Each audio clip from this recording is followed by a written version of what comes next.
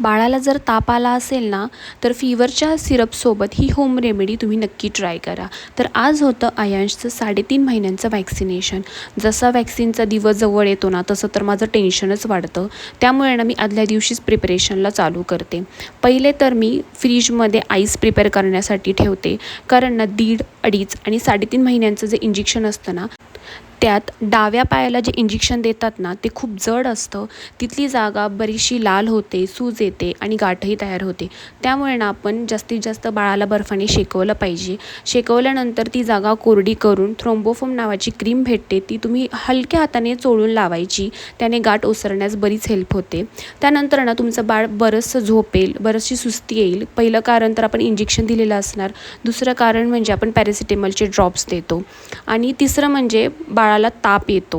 हलका हलका ताप राहतो, पण सेफ साईड म्हणून आपण पुदिन्याच्या पानांना स्वच्छ धुवून बाळाच्या बेडवरती किंवा झोळीमध्ये आपण असं पसरवून ठेवू शकतो आणि बाळाला त्यात झोपवू शकतो.